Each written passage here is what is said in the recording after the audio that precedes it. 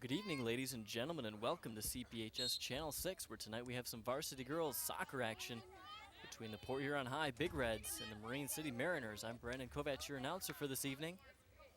Get things going with Port Huron High throw-in.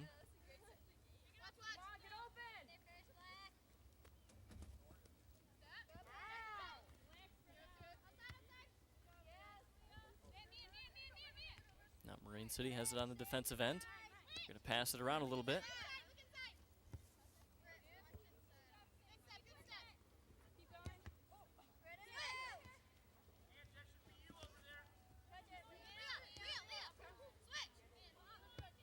Now Brittany Schaefer sends it across the field.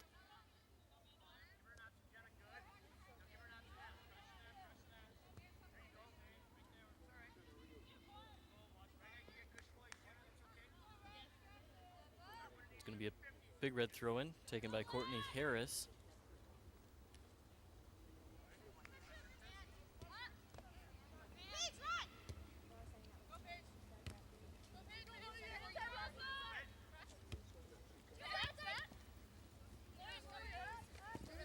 Lauren Rulin passes it up for Marine City.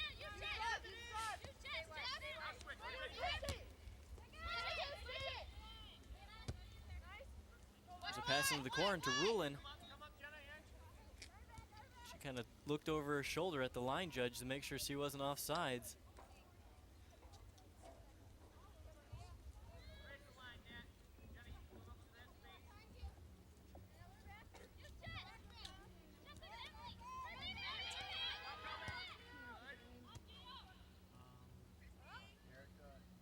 Now the goalkeeper's going to pick that one up. It's Jessica Baker in the net for the Big Reds tonight. It's a beautiful day for soccer.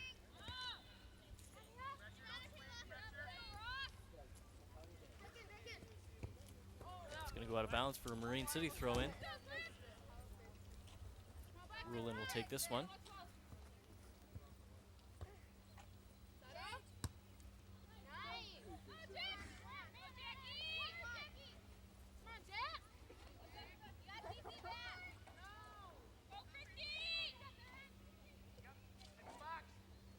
Marine City still with the possession.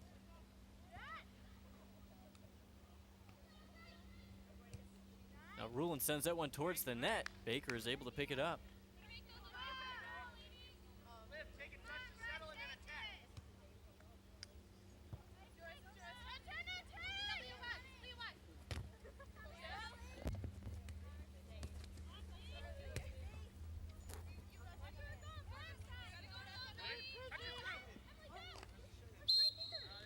It's going to be offsides on Marine City.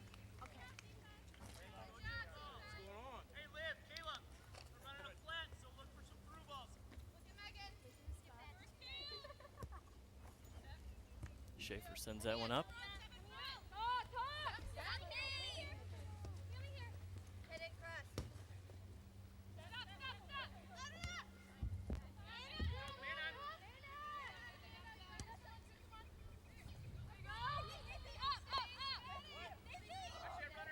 Hegler with it, looking for a pass. Marine City able to clear it out. That's going to bring up a goal kick for the Mariners.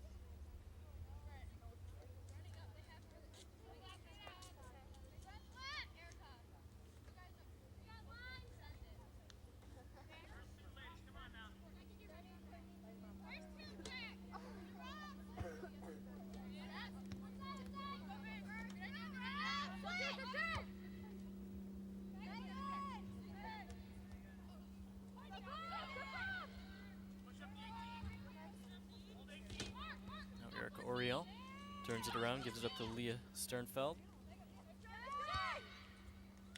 And that one's going to go in the net.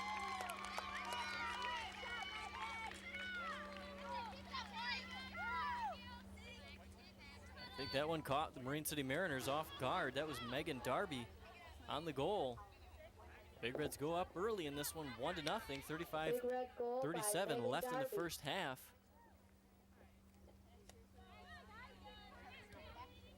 The Mariners just kind of looking at each other, saying, how did that happen?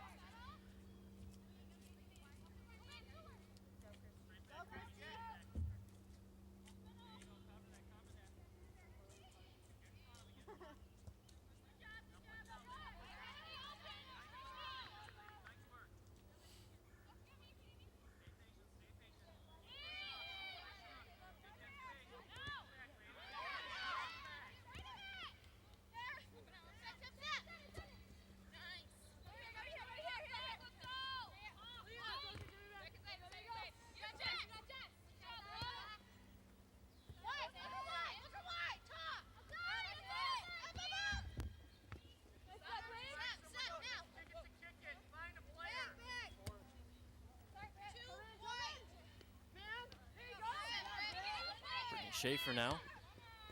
Looks for a pass up front.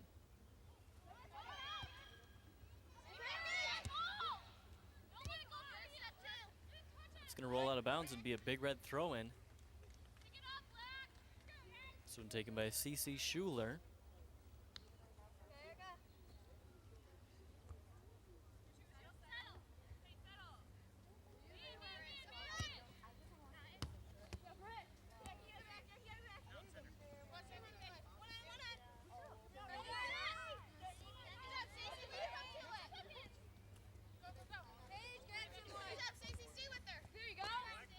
Going to go out of bounds, be a Marine City throw-in this time.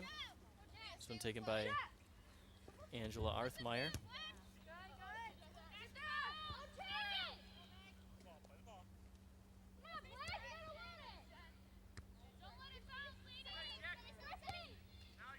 Now here's a pass up front. See who gets to it first. Marine City with a little bit of a breakaway here. The shot towards the net. Baker comes up with a big stop and a big rebound. That was Olivia Viney. She's got some wheels on her. She was able to beat all the defenders. Pretty much a picture-perfect setup for the Mariners. They sent the pass up front, and she was able to have basically a foot race with everybody.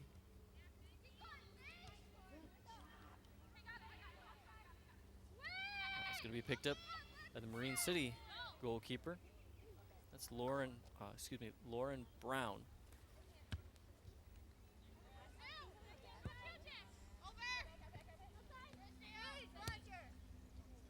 There's another pass up front. Goalkeeper's going to come out and pick that one up.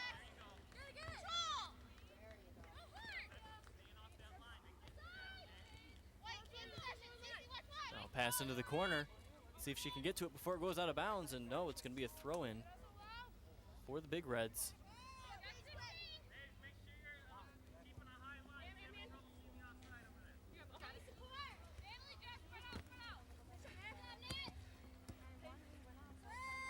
Paige Falk looking for a pass into the center. It's picked up by Olivia Viney. Now that pass up front is going to be offsides. Marine City has found the weakness, or the mismatch, I should say.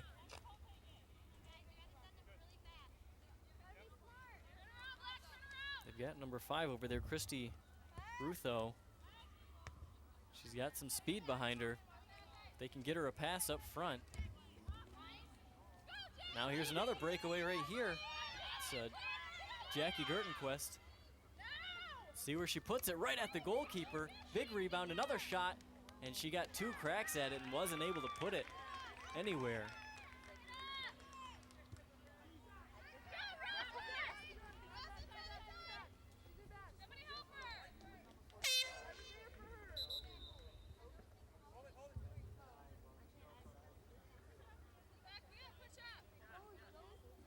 This is going to be a Big Red throw-in after they make a substitution. Couple close calls there.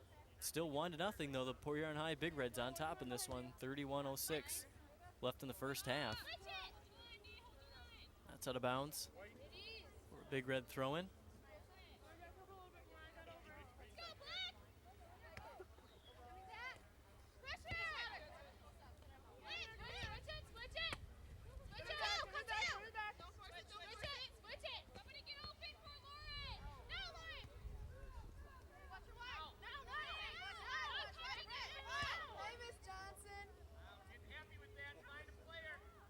Baker comes out to put a foot on that one. I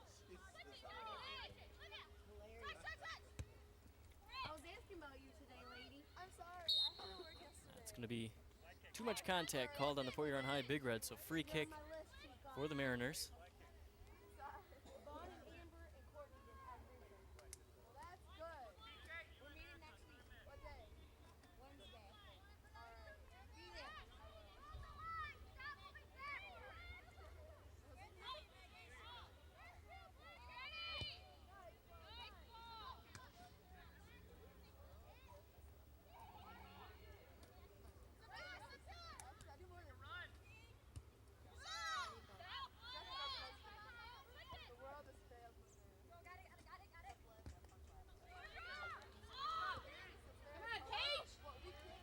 Paige Falk fighting to keep that one in. She does. Good job.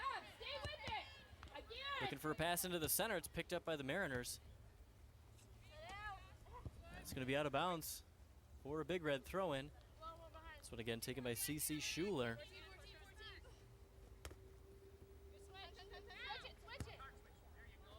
There's a pass into the center. One-on-one matchup. That was Christy Rutho again on that one. She's got the wheels to get up front. I think the Mariners are just really struggling with placing their shots where they need to be. They've kicked them right at the goalkeeper each time they've had a good opportunity.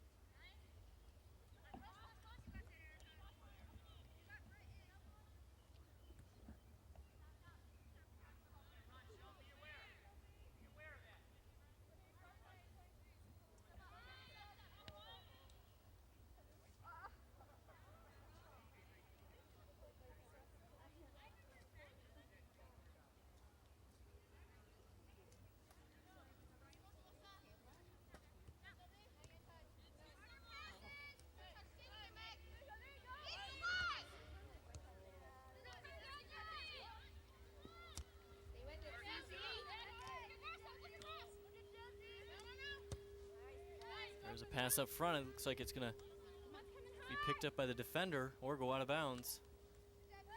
Schuler will throw this one in again.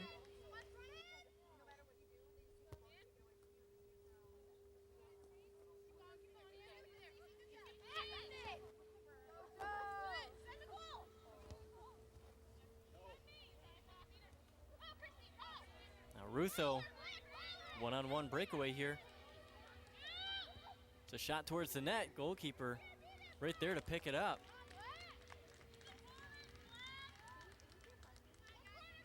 Rutho's got the wheels, just not the placement of the shot.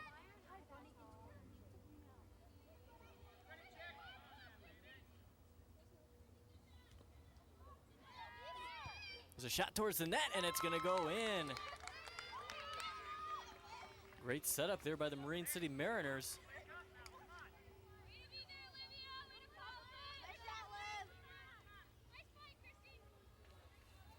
I believe that was Olivia Viney scoring that goal.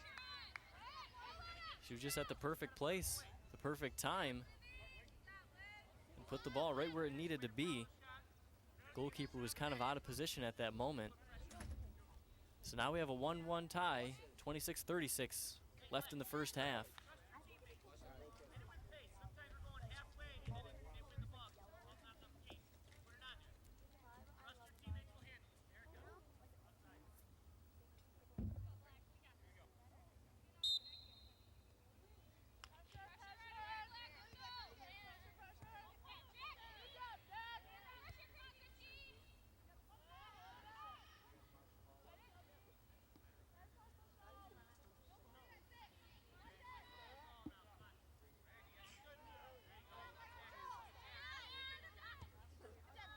Pass up front.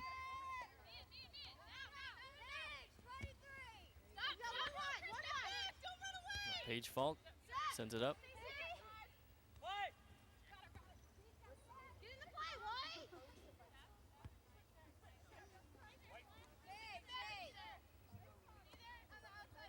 Falk is going to throw this one in.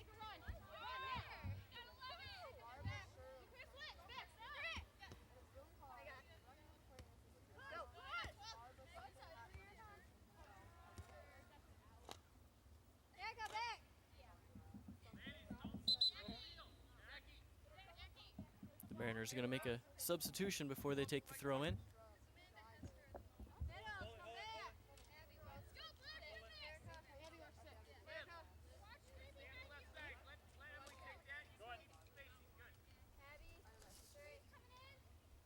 Krista Brindley taking this throw in. Now there's a pass up front. It's another breakaway for Ruth, though. And she shoots it right at the goalkeeper. Big rebound. Baker able to pick that one up.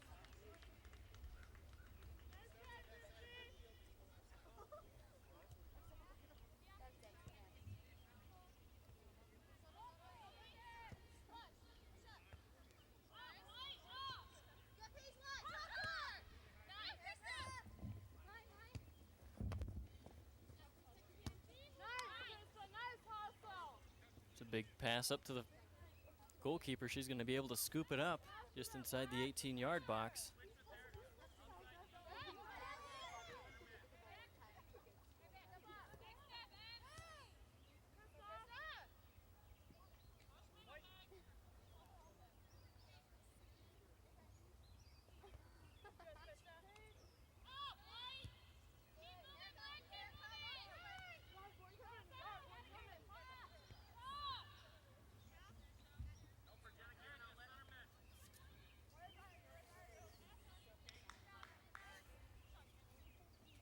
Marine City throw in taken by Shelby Goulet.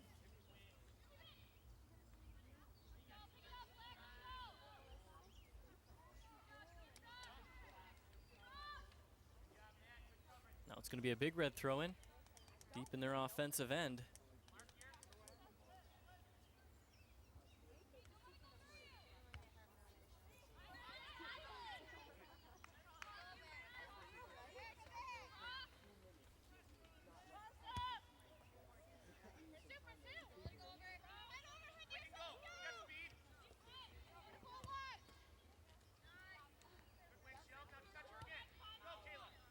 Here's a pass up front. That one's going to go too deep. Baker able to come out and put a foot on it.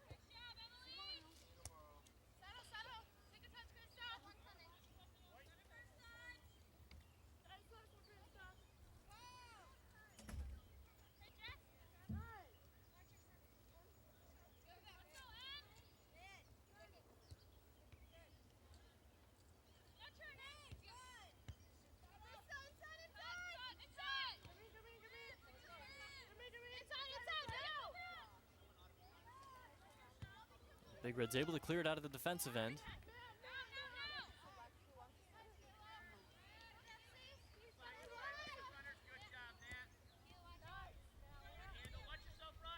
Now here's a pass up front. Pretty good breakaway here. Shot towards the net, and it's going to go just a little high. Not a bad attempt, though.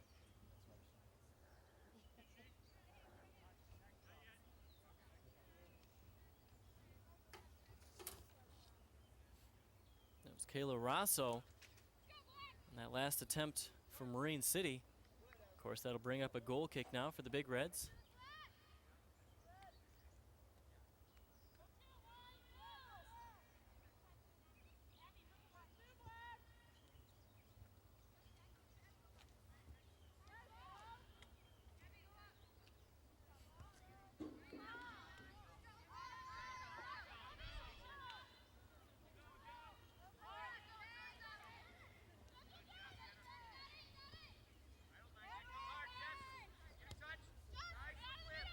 Going to be cleared out by Marine City. The Big Reds really struggling to create any offense. They're really outnumbered by the defenders.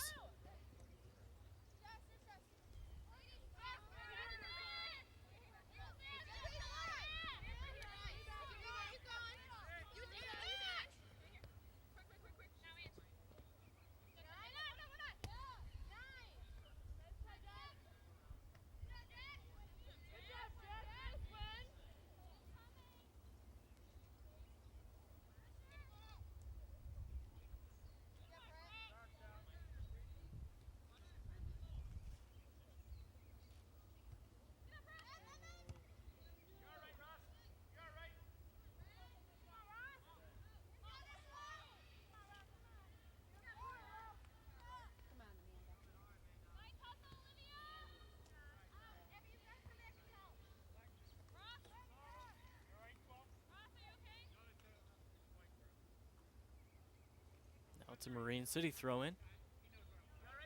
20 minutes left in the first half. We're tied up 1 apiece in this varsity girls soccer matchup between the Port Huron High Big Reds and the Marine City Mariners.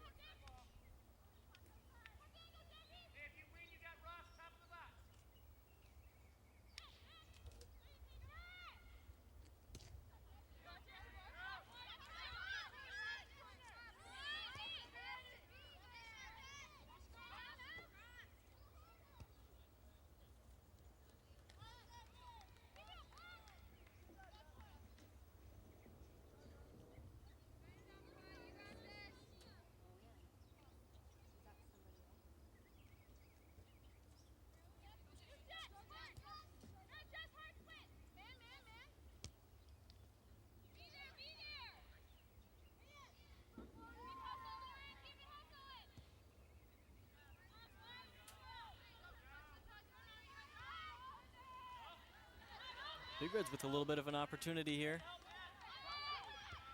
It's a crossing pass, nobody's there.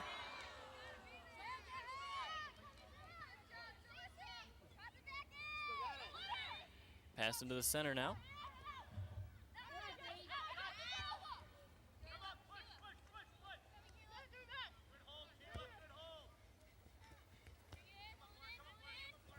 That's out of bounds for a Big Red throw-in. They're going to make a quick substitution. But a big opportunity there. That was Jalissa Zwegi bringing it up the right-hand side. Had a good crossing pass. Nobody was there in time to put it in the back door, though.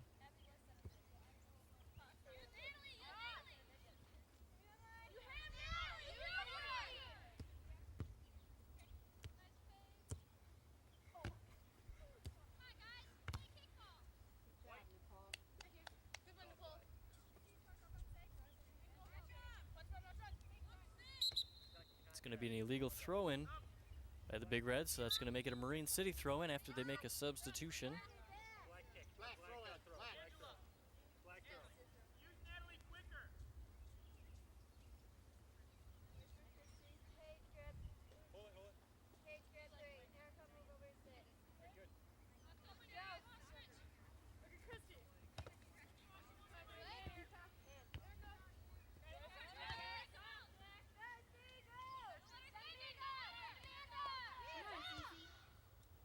There's a pass up front that's broken up by the defense, though.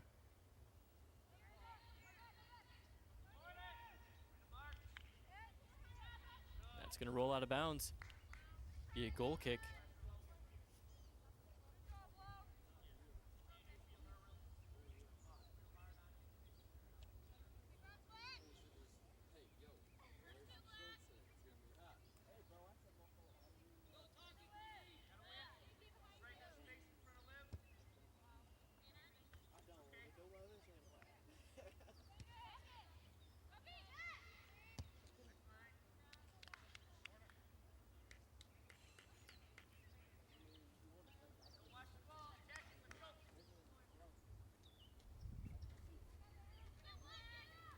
This is going to bring up a corner kick for the Port Huron High Big Reds, taken by Erica Orial.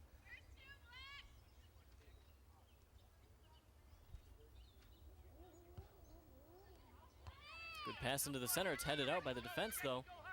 Now the Mariners had a little bit of an opportunity here. Pass into the center, picked up by the sweeper.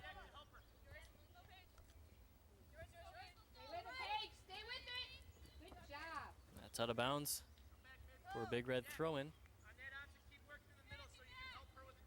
So taken by Nicole Riley.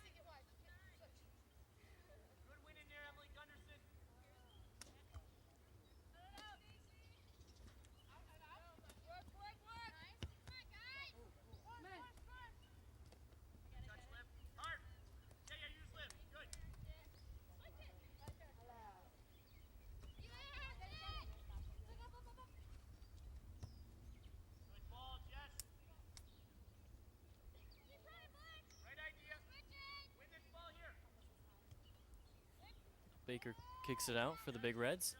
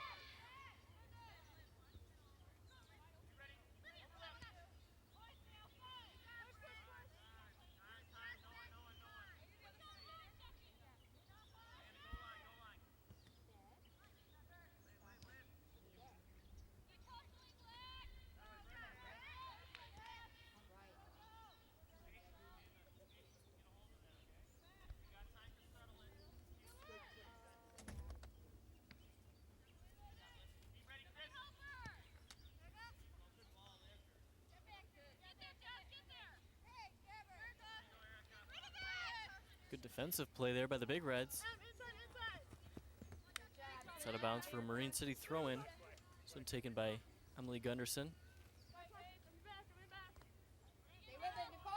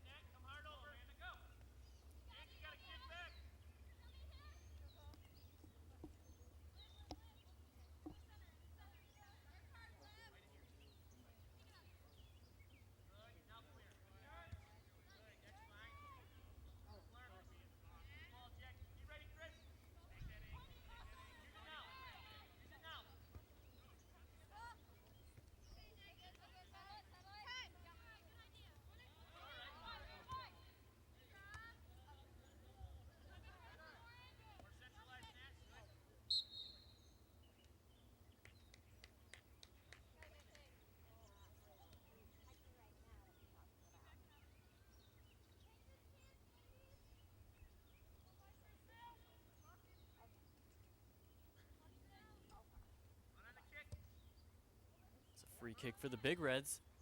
See if they can create any opportunities up front.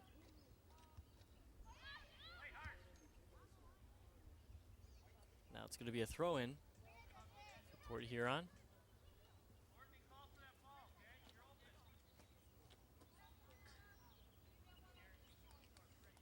Throw-in taken by Amanda Cruz.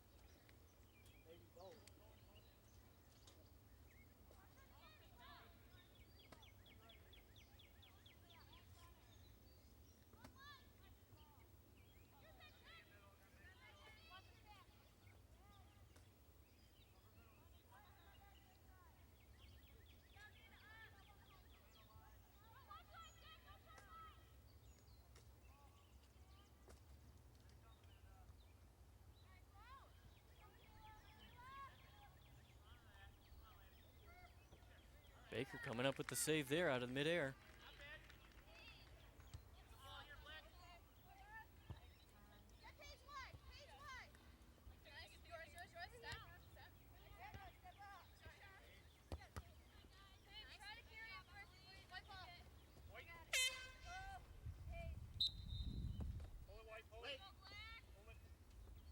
Big Reds are going to make a substitution before this throw-in.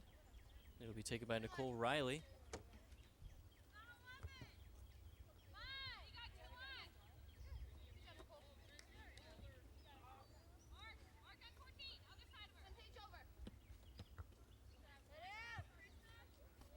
Riley again with the throw-in.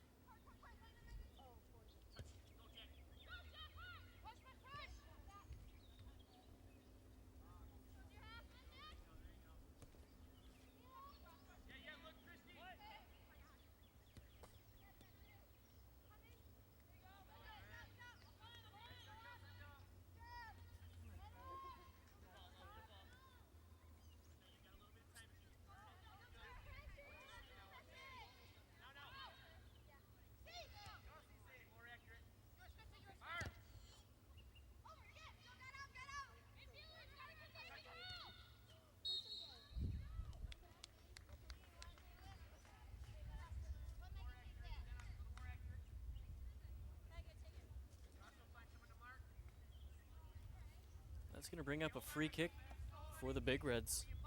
So taken by Megan Darby, the sole goal scorer for the Big Reds tonight. So pass up high. Goalkeeper able to come out and pick it up.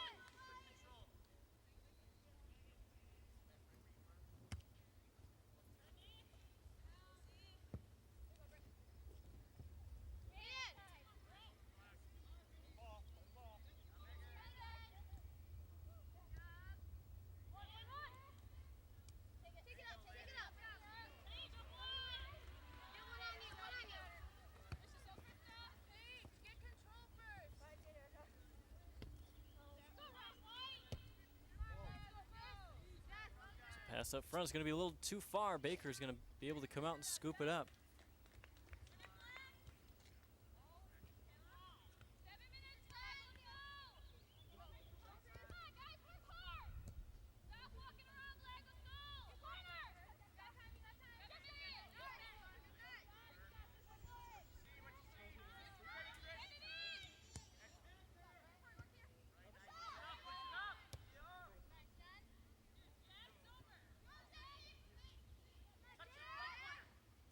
Baker comes out for that one.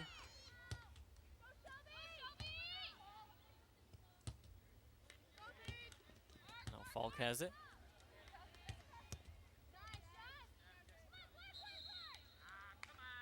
Got just over 7 minutes to play in the first half. We're still tied up 1 apiece between Port Huron High and Marine City.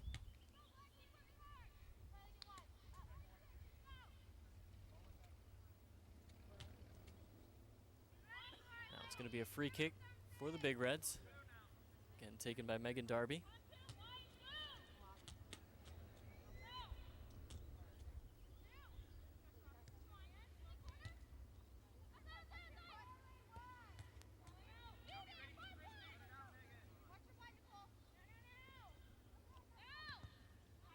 Great block there by Darby. Now the Big Reds taking it back the other way.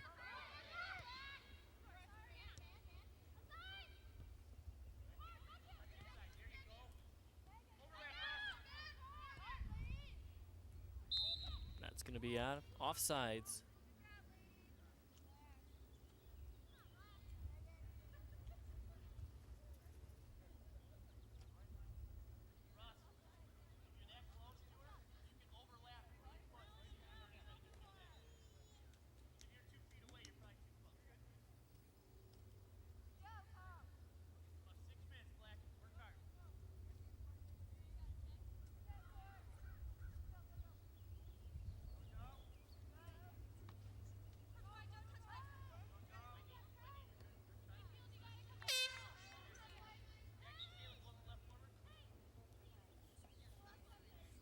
Big Reds are going to make a substitution before they take the throw in.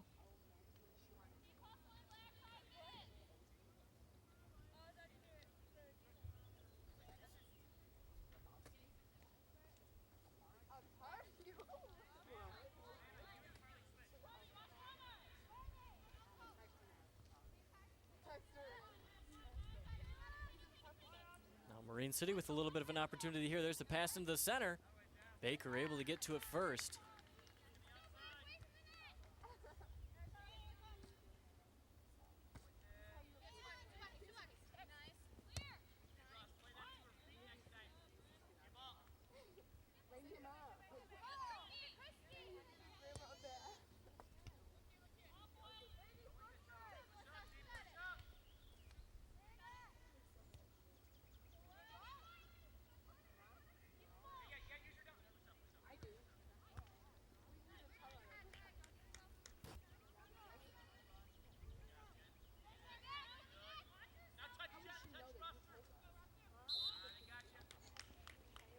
That one's going to be ruled offsides on Marine City.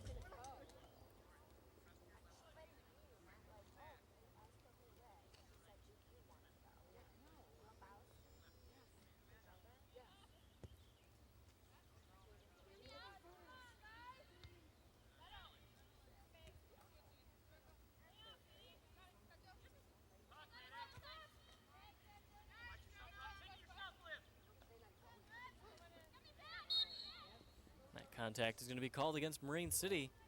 That'll bring up a free kick for the Big Reds.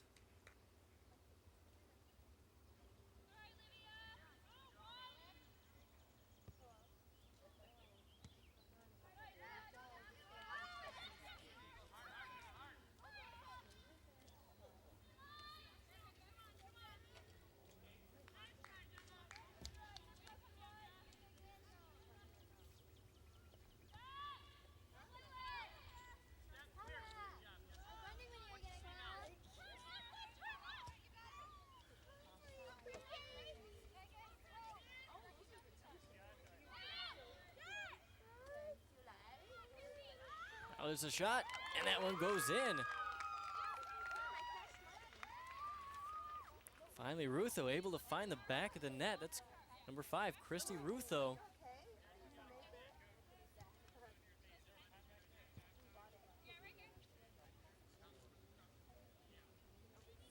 that makes the game 2-1 with Marine City leading this one. 2:53 left in the first half. We knew it was only a matter of time with how many breakaways Rutho was getting.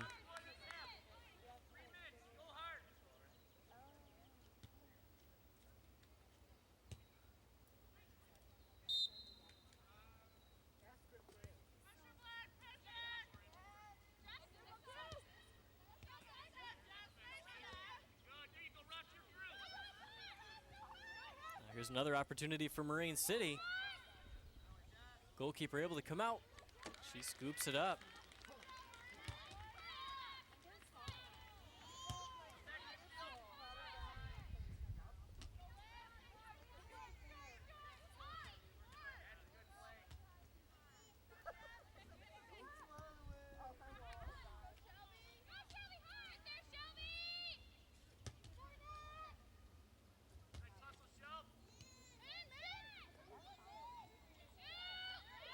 Rutho puts a shot towards the goalkeeper, though. She had a wide open net to the right. Baker must just be her magnet wherever her shot is.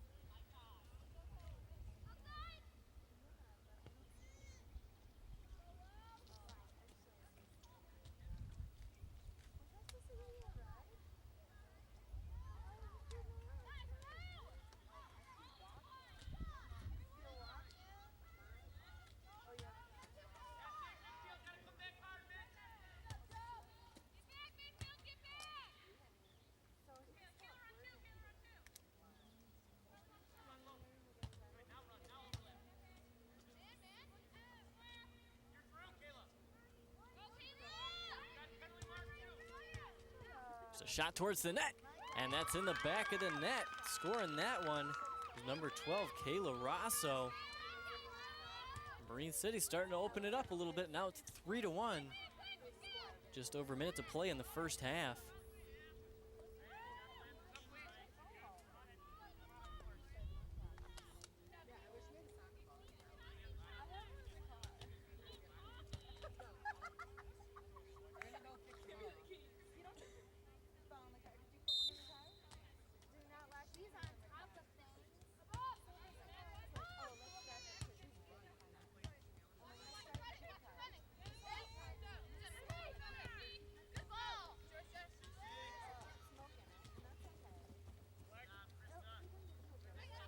It's going to be a Marine City throw-in.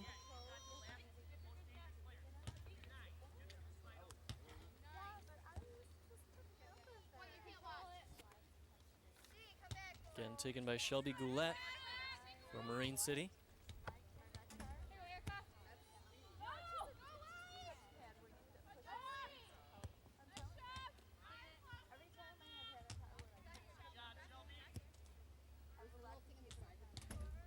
Pass into the center to Rosso.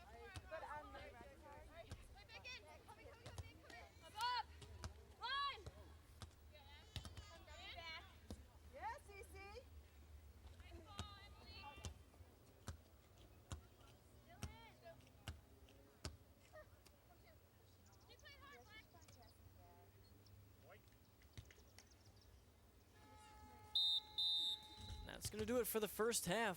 Marine City leading this one right now 3-1 over top of the Port Huron High Big Reds.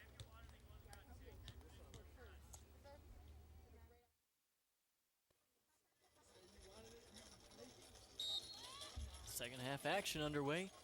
The Port Huron High Big Reds taking the kickoff.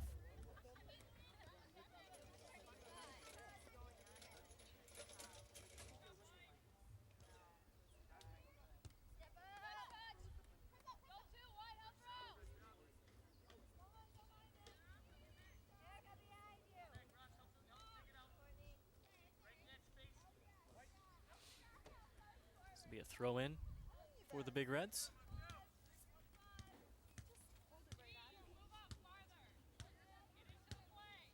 There's a shot towards the net. Goalkeeper able to come out and easily scoop that one up.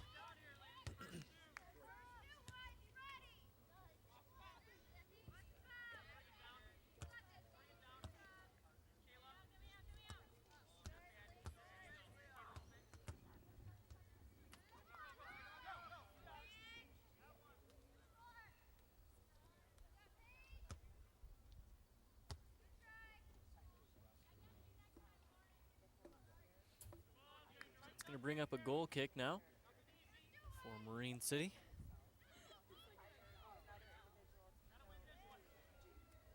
This game being played a little bit earlier in the evening tonight because there is no JV team for Marine City.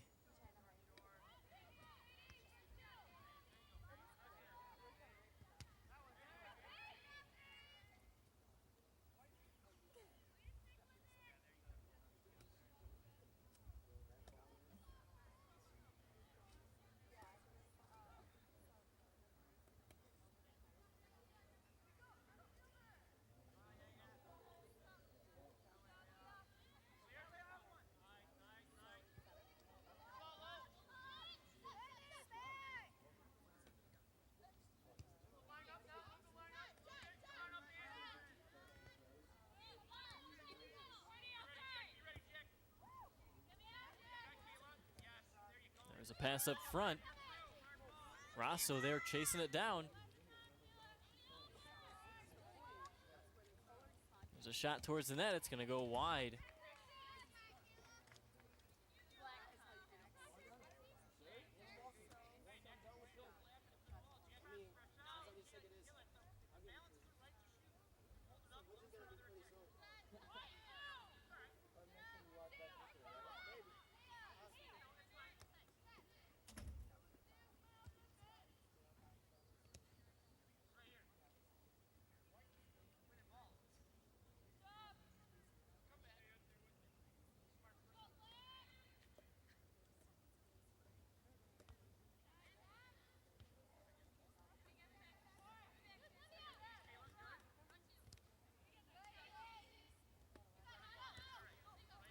Here's a pass up front.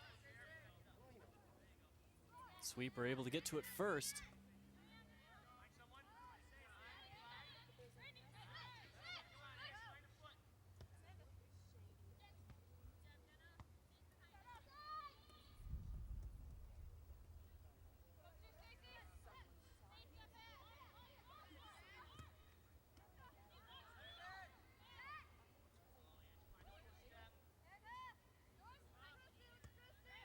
Now here's a pass up front. That one is going to be offsides. She was just a step ahead at the time of the pass.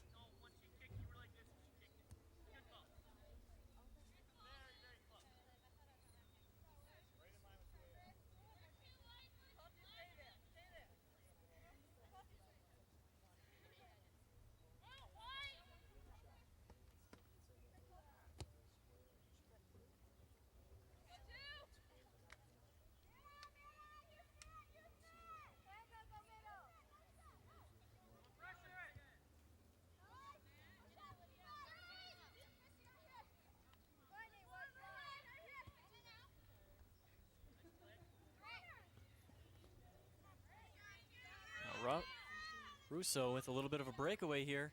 I don't know why she was looking for a pass. She had a wide open breakaway if she just kept on going.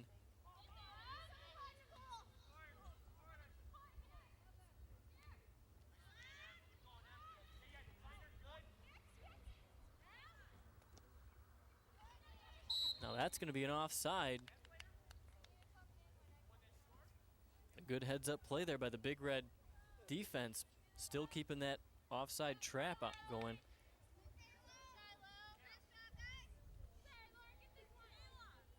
So that'll bring up a free kick.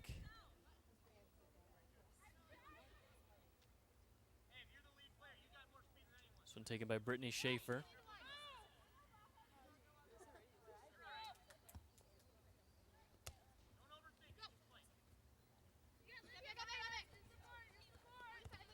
Stay with it, Amanda. Good job, good job. Now it's going to be another free kick for the Big Reds.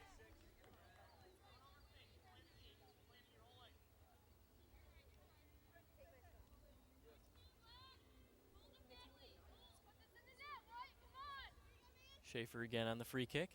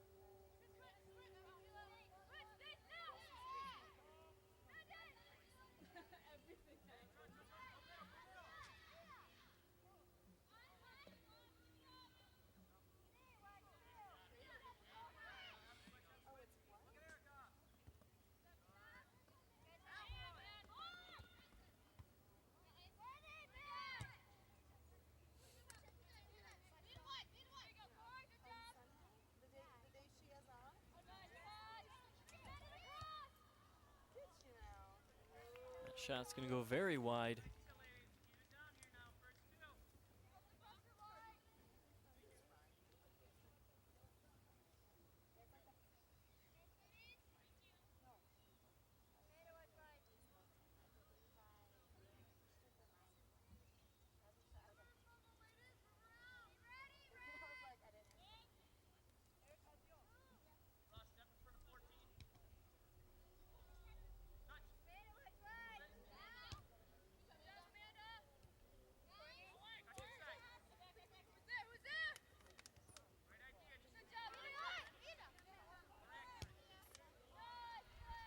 Pass across into the center.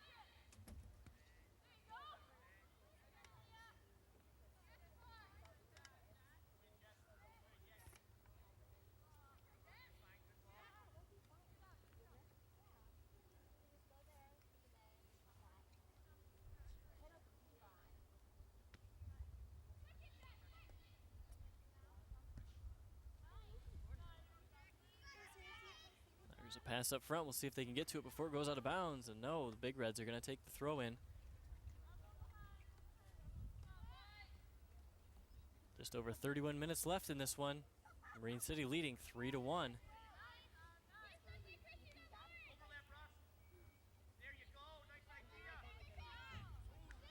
That one rolls towards the net, and Baker able to come out and scoop it up. She'll put it right back into play.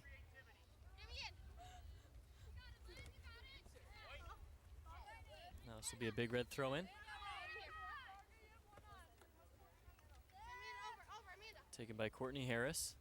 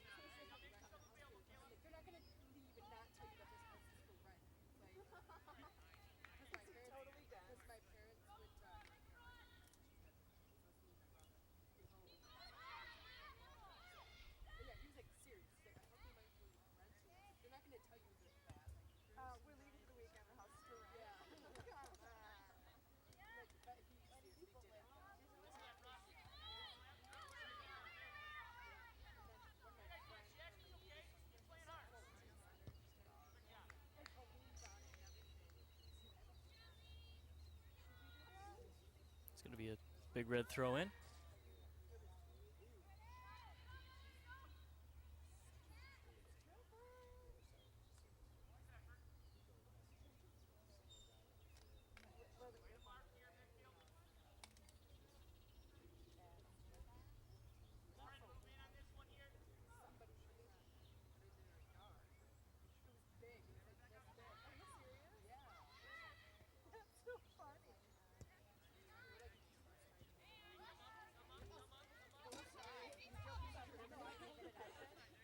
Brittany Schaefer first one to it. Looking to send it up the line. It's up to Nicole Riley. Now it'll be a Marine City throw in after they take time to make a few substitutions.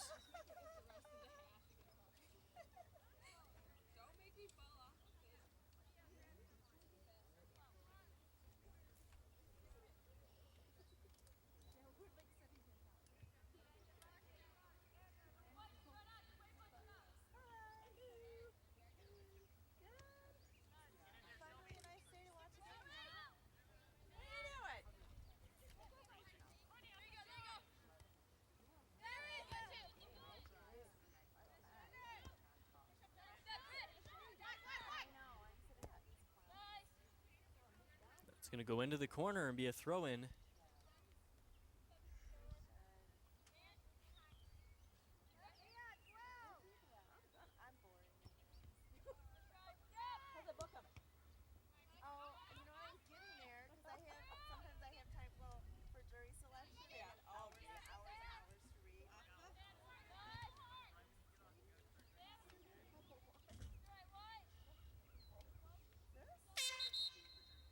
Big Reds are going to make a substitution before they take the throw in.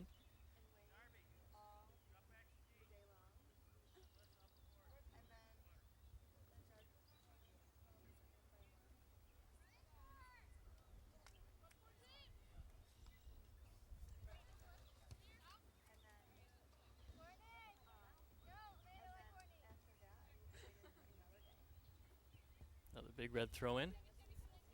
This one taken by Courtney Harris.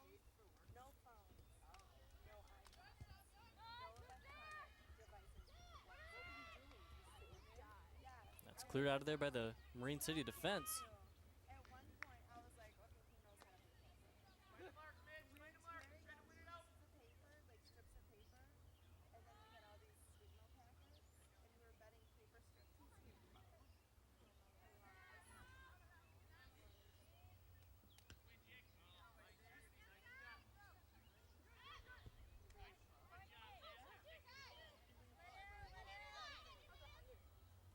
It's going to be a Marine City throw in.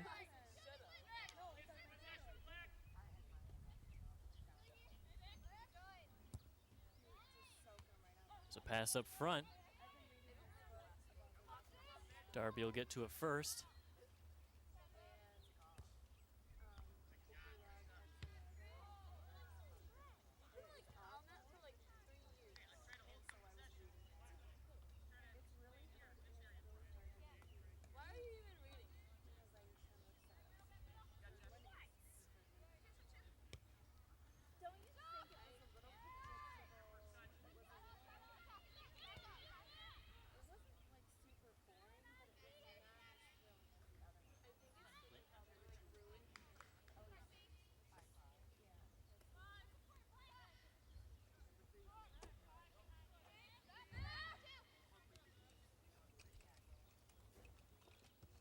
Schaefer able to clear that one out. Looks like it's going to be some kind of infraction against Marine City. So the free kick will go to the Big Reds.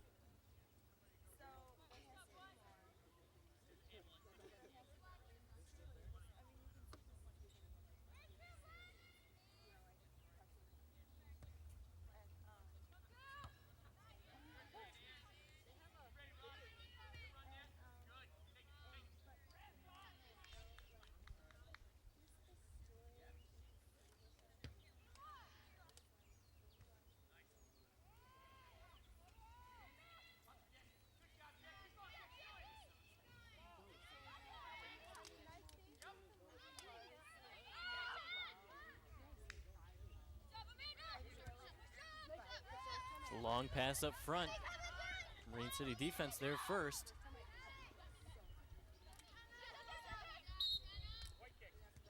It's going to be a free kick now for the Big Reds.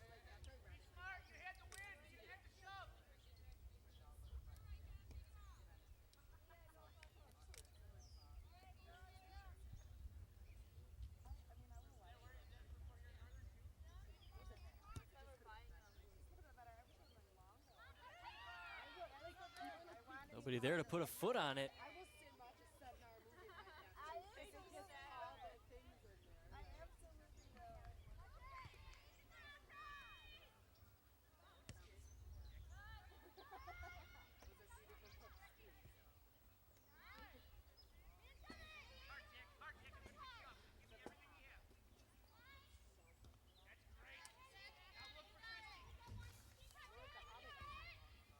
Pass into the center, headed out by the sweeper.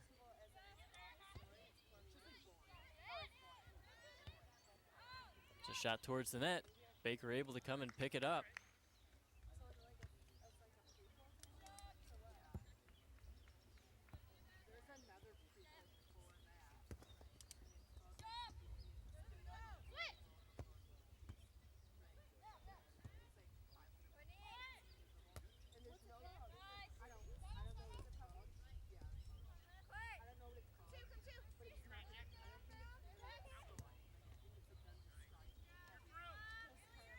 Marine City with another breakaway. The shot goes up and over.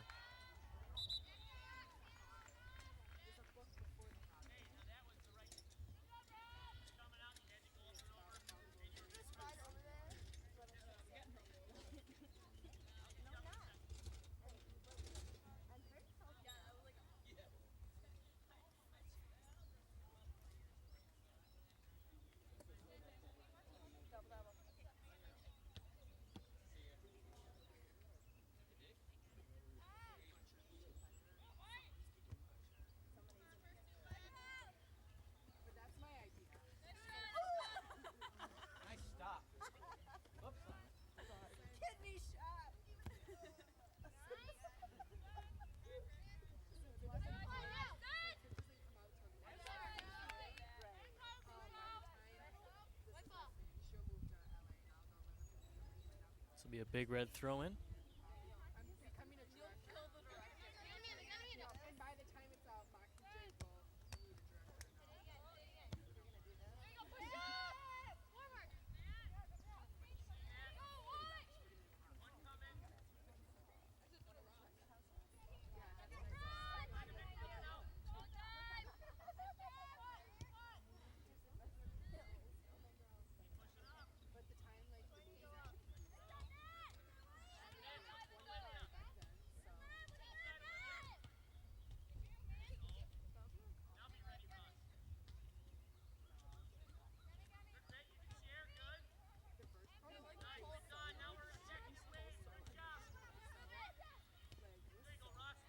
Pass up front, another breakaway for Marine City if they hurry.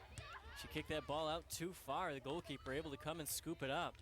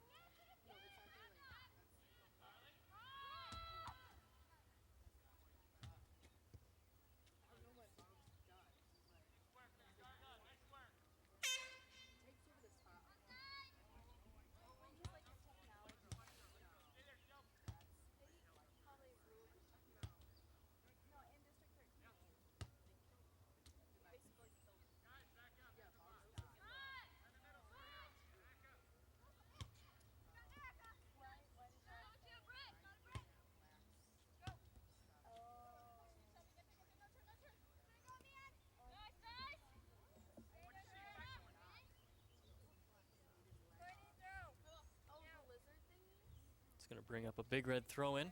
This one taken by Courtney Harris. Oh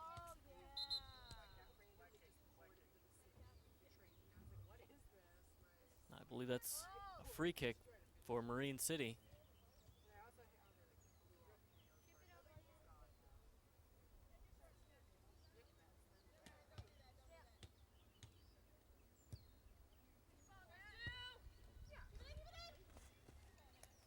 That's out of bounds for a Big Red throw in.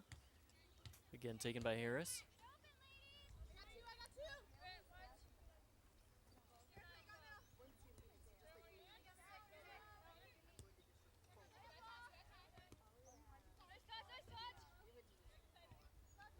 yeah, because he was gonna develop stuff.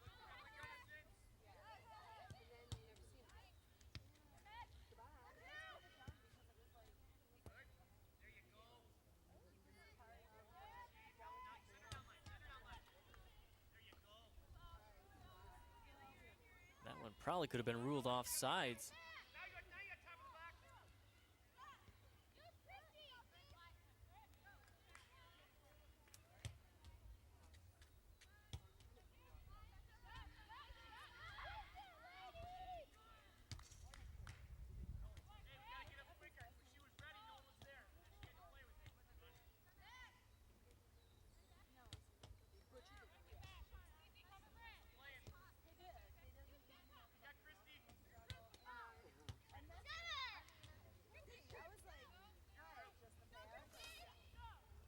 There's another breakaway by Marine City.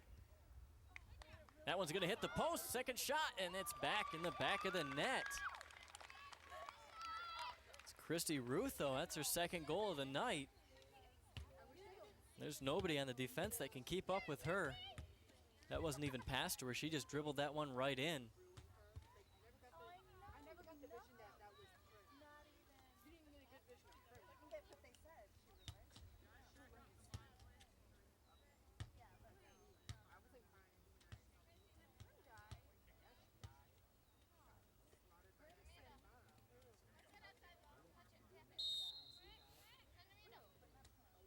So the score now 4-1. Marine City leading this one. 16:38 left in the game.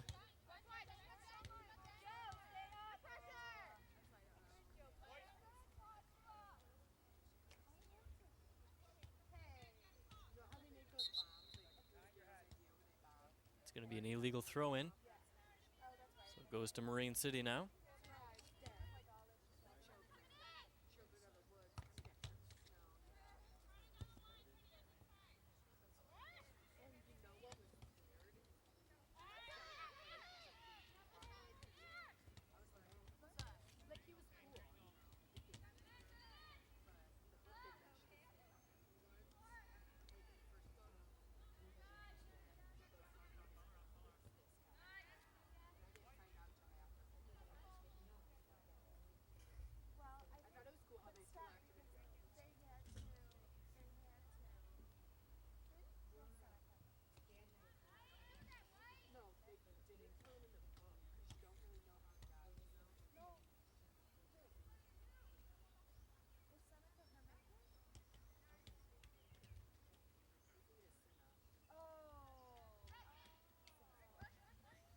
Here's another pass up front.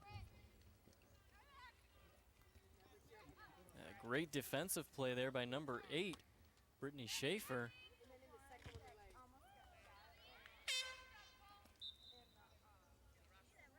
Marine City's going to make a substitution before the throw-in.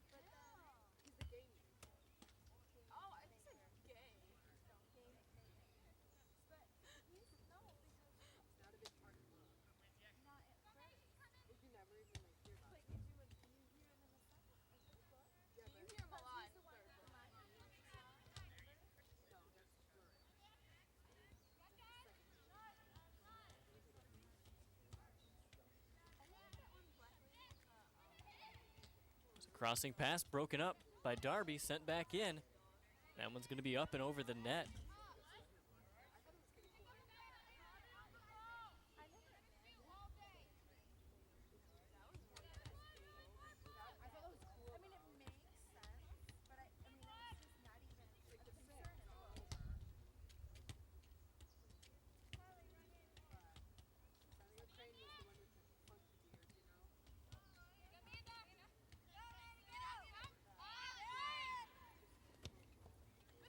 pass up front.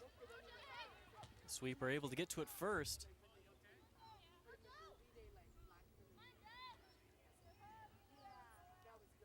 It's going to roll out of bounds and be a Marine City throw-in.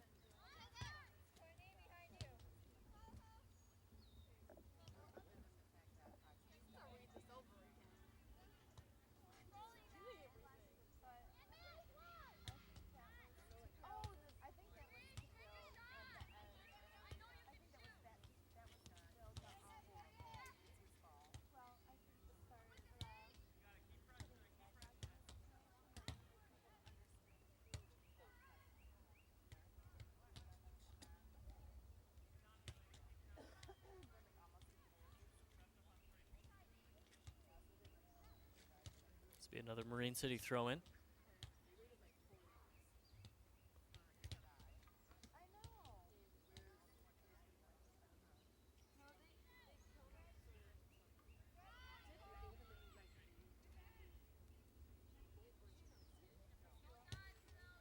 Now here's a pass up front.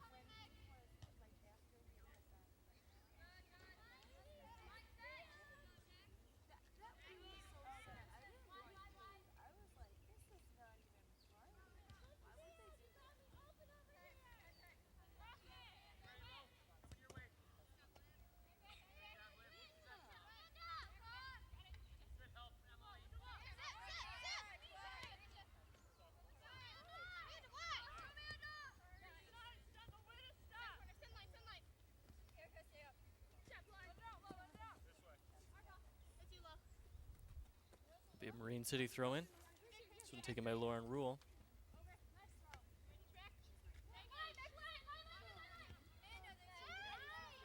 Now Rule taking it up the left side, looking for a centering pass.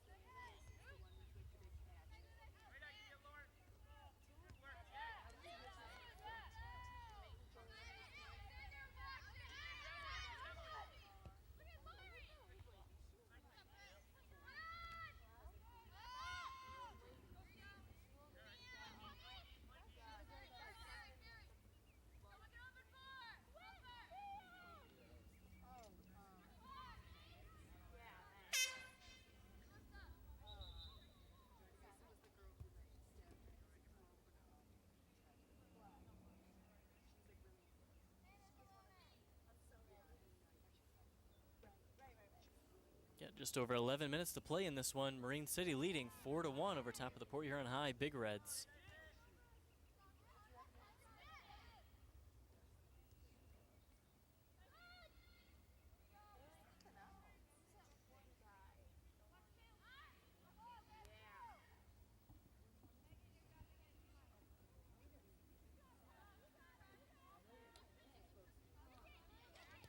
Now here's a pass up front. Another big breakaway.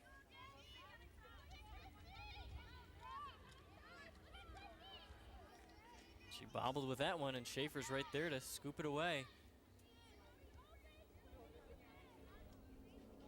Now it's going to be a Big Red throw-in after they make a substitution.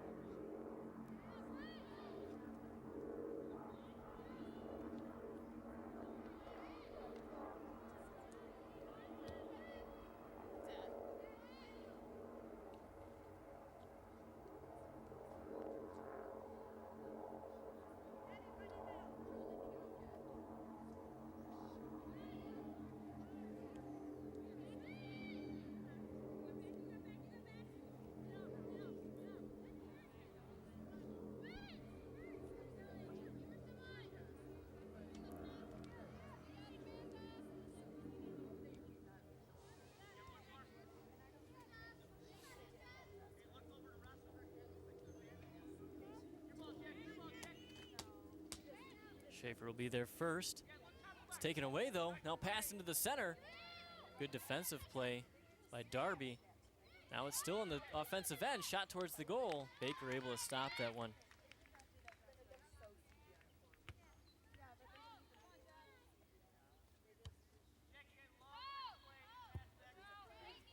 It's going to roll out of bounds for a Marine City throw in after they make a couple substitutions.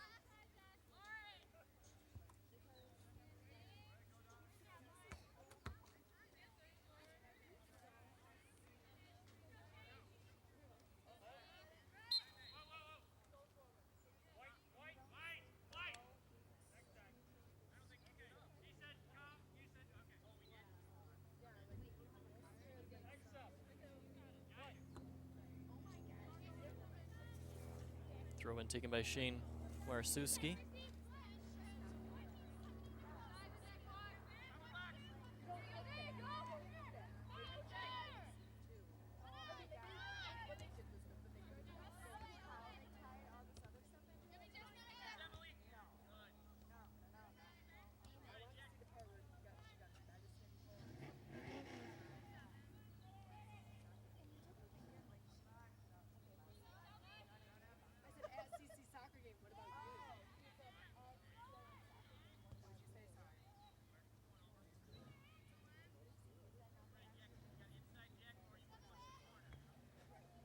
Pass into the center, broken up by Schaefer.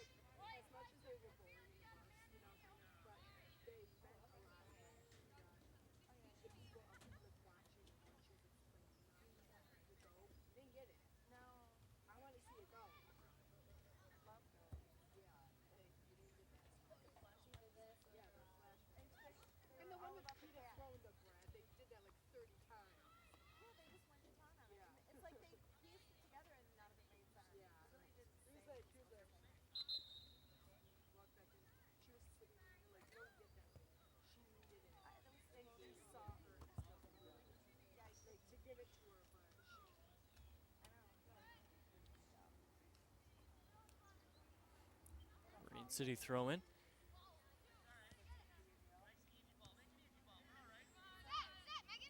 Just over 6 minutes to play in this one. Marine City still up 4-1 over top of the Port Huron High Big Reds.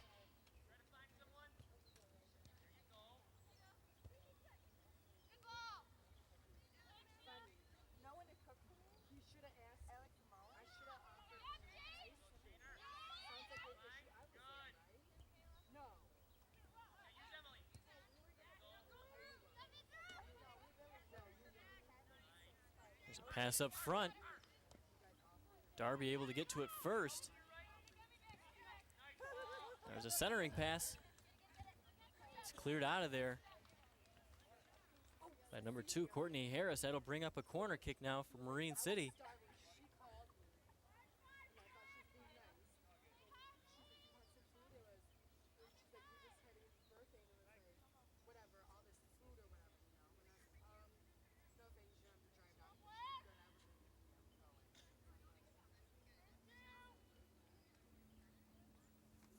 Corner kick taken by Christy Rutho.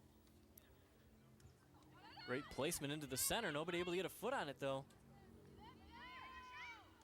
Still fighting over it, and Baker finally comes up with it.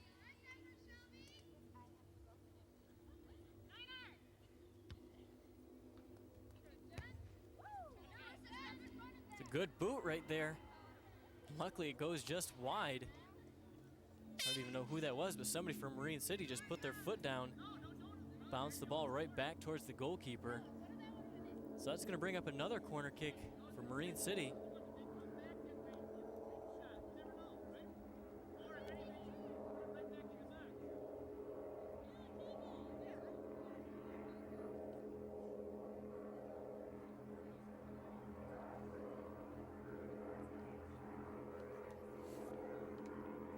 Kayla Rosso is going to take this corner kick for the Mariners.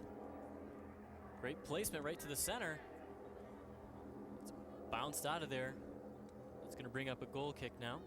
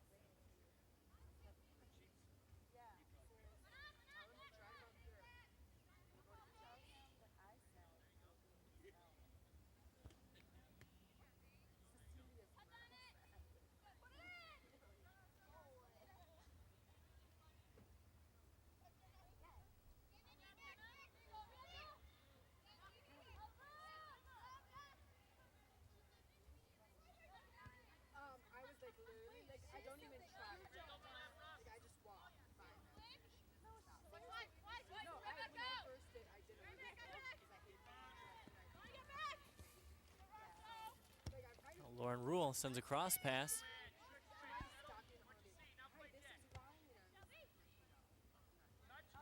Now Marine City with a little bit of an opportunity here.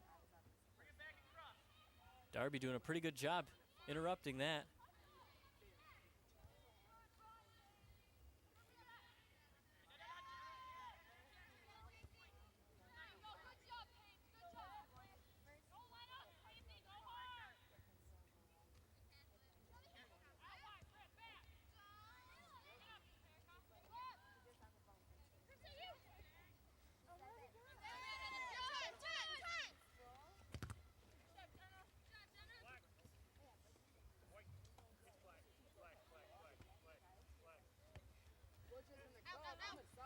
That'll roll out of bounds for a Big Red throw in.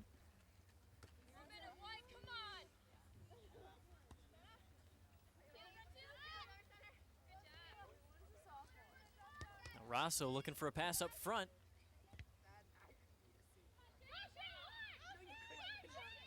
Baker coming out of her net. Scoop that one up.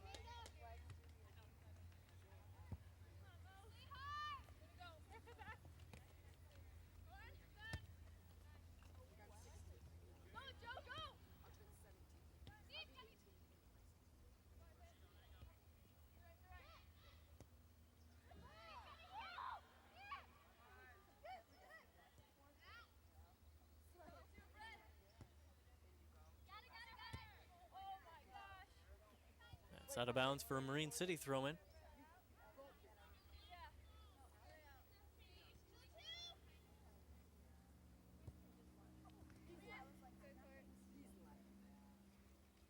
Another Marine City throw in, taken by Shane Ware-Suski.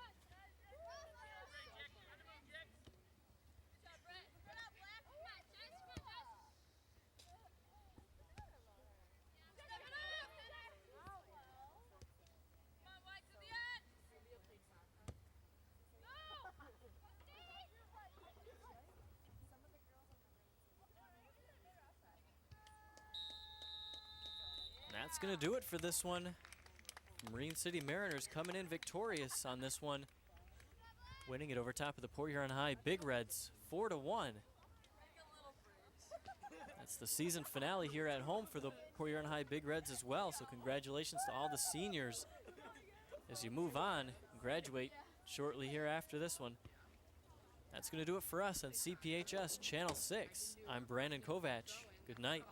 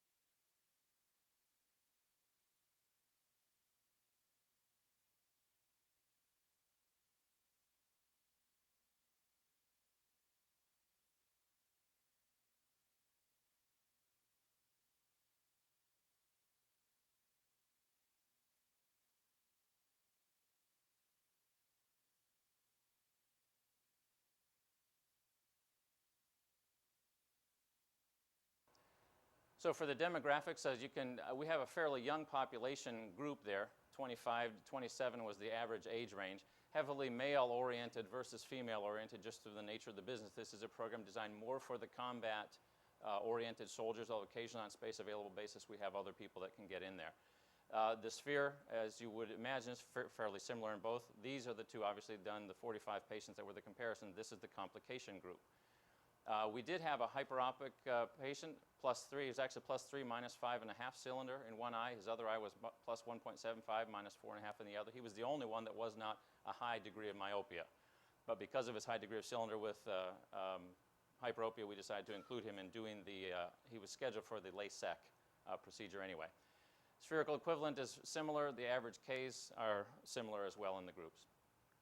So far results, and we did this on the logMAR scale, but to convert it back into the sort of the regular visual acuity day 1 in the epi group, 2040 minus 2 as an average, 2050 plus 2 as an average, only one letter difference as an average. So essentially the same. And in the complication group, 2050 minus 2, pretty close. Pain on a 0 to 10 scale, 3.7 for the epi group, 3.2 in the EK group. Complication group, as you'd imagine, a little bit higher, included a few patients that had PRK done in there. By the day 5, 2030 minus 2 for the vision in the epi group, 2030 minus 1 in the EK group, and the complication 2040 plus 1. Again, all three groups relatively similar. Pain, this is statistically significant difference of 0.6 versus 0.9, but in reality that's nothing. That's on a scale of 1 to 10. So they really felt perfectly fine, had no problems at all. Really, most of them said by day 2 or 3 they were back to feeling like they could go to work if they needed to. Visual acuity at 1 month, 20/20 minus 2, 20/20 minus 2, no difference in those two. 25 plus 2 in the complication group. By 2 months, 20/20 plus 1, 20/20 plus 2, 20/25 plus 1. So it's worked out very nicely. We look at the visual acuity on day 1. We only had 58%. Now in the green, in the red represents the epi LASIK group. In the yellow is the EK, and the complication is this sort of lime green color. 58%, around 50+% are 20/40 or better day 1. 7%, 20/20 or better at day 1. We had none that were 20/15 at day 1. By 5 days, that's usually when the contact lens came off, 75, close to 80%, 20/40 or better. We're looking down the 20/20 group, 15 to 20% almost in all three. And interestingly, the only patient that actually had 20/15 vision was one that was in the complication group by day 5. At 1 month, the numbers are what you typically see with most of you. And these are all non-custom ablations. These are just standard conventional treatment. Very good as far as 20/40, 20/20, pretty decent numbers, and we're getting more into the 20/15 percentage. And by 2 months' time, we only have 2 patients that are at 3 months so far out that we can measure, so we don't have any 3-month data really for you. But again, looks very good results, which we would expect. So for conclusions, it looked in our hands, at least what we saw, the EpiLift device by Gebauer VisiJet Advanced Refractive Technologies, whichever their name is right now, it's ART is what we're trying to lean toward, but everyone tends to know them as the VisiJet. EpiLift is very favorable to our results with the alcohol EK. And remember, we're comparing the first 70 cases versus my first 3,000, or my current 3,001, 3,002, 3,070 cases. So I'm much more experienced with the alcohol EK. And so to me, that was at least a good sign that in the very first cases I did, they was very favorable. The suction and the flap issues, we didn't have any problems with partial flaps once I realized that the suction needed a little bit different. I waited until the patient had sort of the lights out of LASIK type of deal. And I waited who actually did a little bit of XY to make sure that I could move that. I didn't sort of trust that the machine was telling me suction is good, because there's a potential for that in pseudo-suction or something along those lines. So I had no flap issues once I kind of figured out the suction, and I changed to a 20-millimeter ring instead of the 19-millimeter ring that Chris Lohman had really favored, and had no more problems with the suction issue. So does that mean it's all solved? In my hands, what I've found seems to work much better now, and I'm feeling much more comfortable with it. The complications, those ones sort of the worst case scenarios that I found, no stromal involvement, no obvious ridges in Bowman's membrane at all, or Bowman's layer. So even in the worst case scenario that turns into PRK or more alcohol-assisted EK, they all did very well, just slightly behind those that had no complications. So perhaps more experience would even give better results. But it's very safe as far as I've been able to see. So the whole business with epi LASIK It's kind of the Goldilocks approach here, and as you can tell, the different groups up here, well, you're too wet, you irrigate too much. You don't irrigate enough, you're too dry, you're too flat. The contact lens needs to be steeper. It's too sharp, should use a metal blade, shouldn't use a dull blade. That's plastic. You know, too much suction, too little suction. The bottom line, we're looking to see, you know, maybe it's too easy for Oklahoma legislature to think that this is not surgery. So we got to be careful not to say it's not a cut, because then they'll say, oh, if it's not a cut, then it's not surgery. And if we're using a dull blade, maybe that's safer for the Oklahoma people to feel like they can use that for anybody that looks at eyes there. Bottom line is it's a safe unit for me. I like it. We're doing a good job with it, and we're going to just continue on our studies and look forward to presenting more data when we have 100 or 200 cases to compare. Thank you for letting me come here and talk to you.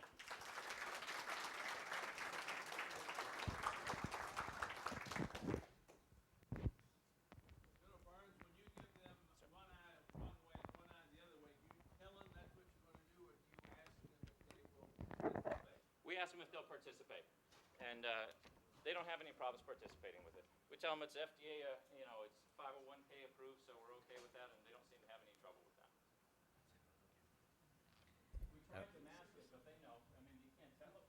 You do alcohol on one eye, have this whirring machine on the other, the buzzers, they know what they have. Okay, thank you, Dr. Bansper. It's an interesting study. And now, Dr. Dawson, cohesive tensile wound strength human cornea after LASIK. Okay, where's laser here? Laser pointer. Okay, I'll use that one. Okay, for those of you who were here yesterday, I work with Dr. Edelhauser, and he basically gave my first part of my talk yesterday. And this is our most recent work, and it's been accepted for publication in the Journal of Refractive Surgery. Unfortunately, the delay will be about 1.5 years before it comes out. So it's been accepted, but it's going to be out so long from now that we thought we'd be important to kind of show it to you now so you know what we're going to talk about. So basically, our group that we've been working with in Emory includes these group of people. And what we found with our initial data, when we had 150 eyes that have had LASIK, we found that about 30% of them were getting artifactual detachments when we were sectioning them from the path specimens. And we were really noticing that mainly in this hypocellular primitive scar. And we were then talked to our group and said, you know, is there a way that we can quantitatively measure how strong this scar is? And can we measure it along the whole scar? Like how strong is the hypercellular scar from the hypocellular scar? And Bernie McCary and Mike Smolik were doing work on this in normal corneas and rabbit corneas back in the early 90s, and David Maurice. And when we talked to Bernie about it, he said, oh, I got this equipment, and it's in a box. Maybe I can pull it out, and we can kind of work on it. And that's kind of how this technique kind of got developed.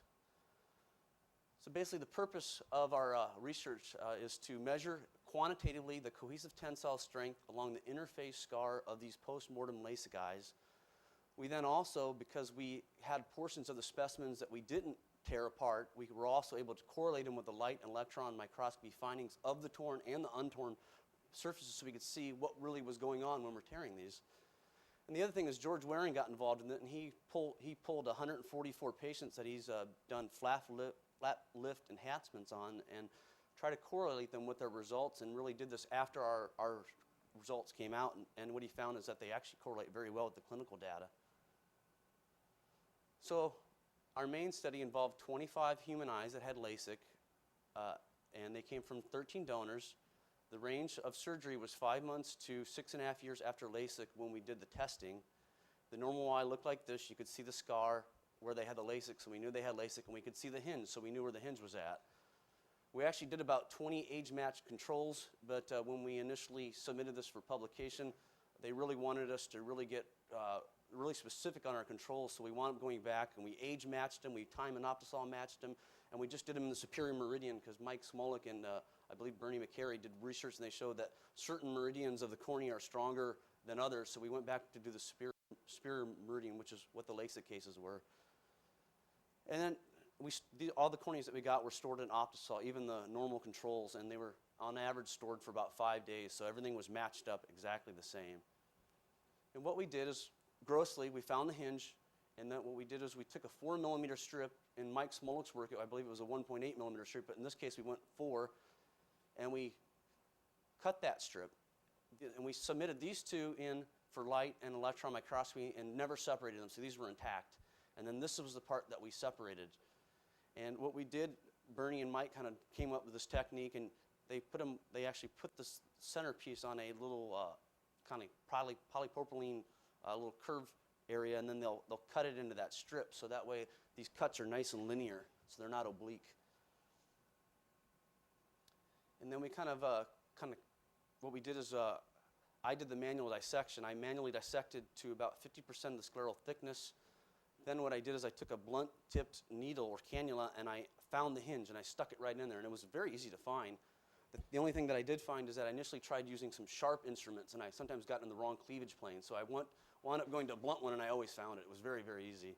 And then I basically left the metal needle in there and just manually dissected till I got right into the hinge. So what we're going to do is we're going to tear from the hinge all the way up to the wound margin. If you saw Hank's work, basically we're going to go from the hypocellular primitive scar to the hypercellular fibrotic scar, and then the epithelium.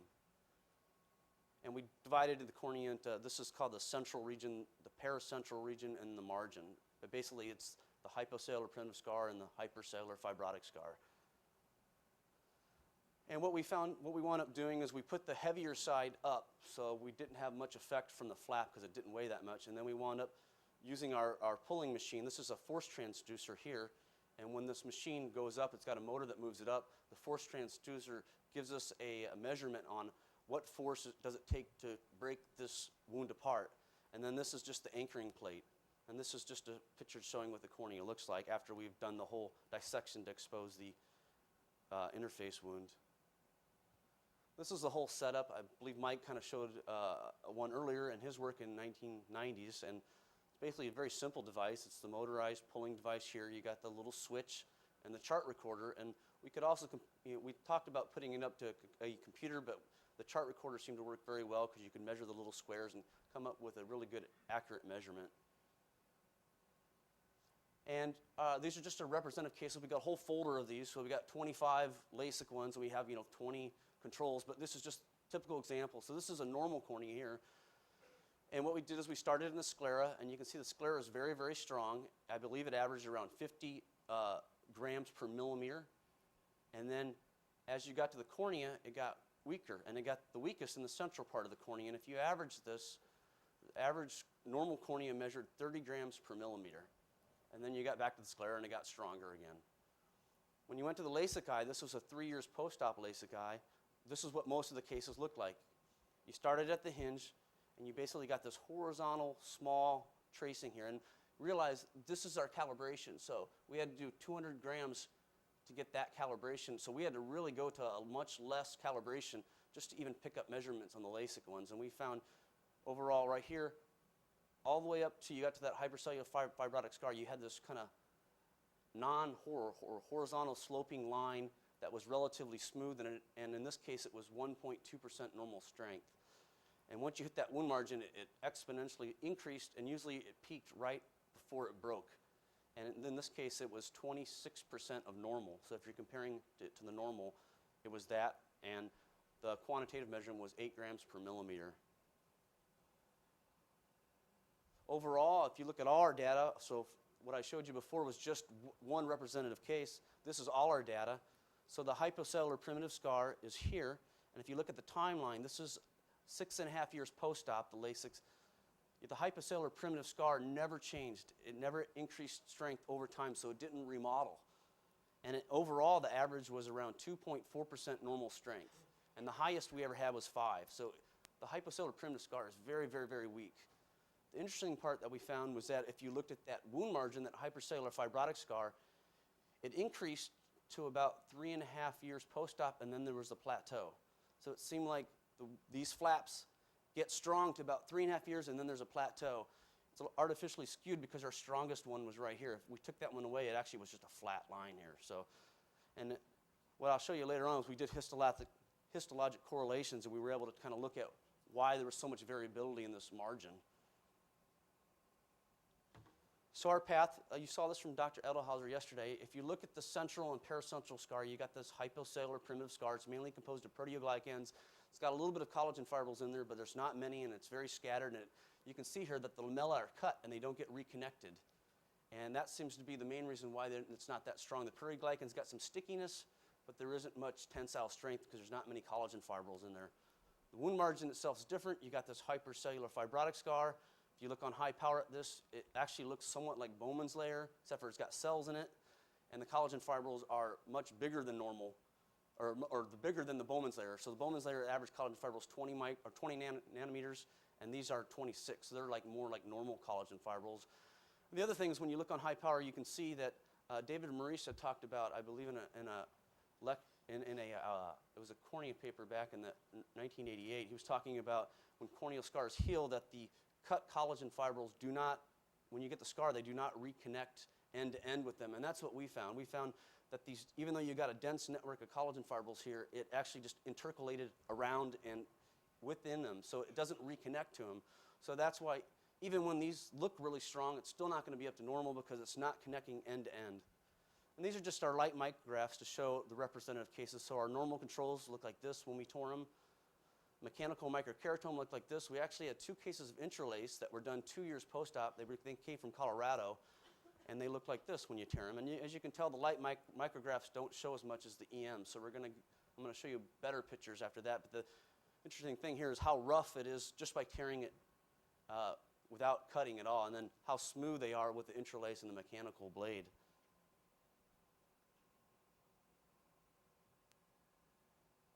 So this is just a simplified diagram. This is the normal controls again.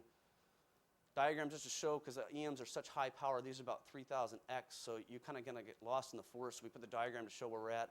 So B and C here are basically the posterior aspect. We call this the anterior lamellar layer. And what you can see is that even though the surface is really rough, it seems to always tear right between the lamella. And the resistance seems to come from, you got areas where lamella cross each other, and you got little foci of collagen filaments there that keep it together, and you find that that seems to be one of the reasons why you get such a strong cohesive tensile strength in a normal stroma. The other thing that you see is, like on the scanning here, you see that there's some interweaving collagen lamella. So the collagen lamella aren't just planar, they actually interweave into each other's layers, so you get little broken ones there. So in normal stroma, we found that it seems like the main ultrastructural correlate was these crossing lamella, where you have the filaments that keep it together, and you got these interweaving lamella. And then we went into the periphery here with D&E, and you can see there's actually a higher density of these out in the periphery, which kind of explains the anisotropy that you see, meaning that it's stronger in the periphery than it is centrally. If we go to the mechanical microkeratome LASIK corneas, again, we got the simplified diagram. Realize each surface is different. So this B and C is the posterior surface of the flap. So it's not treated with extramer laser. It's only cut with a mechanical microkeratome. And what you see on TEM is that it's a pretty smooth surface. You got some undulations a little bit because the flap seems to have a larger surface area than when the treatment's done. So it's got some undulations on it. And the surface is pretty smooth. You got a couple little specks right where the little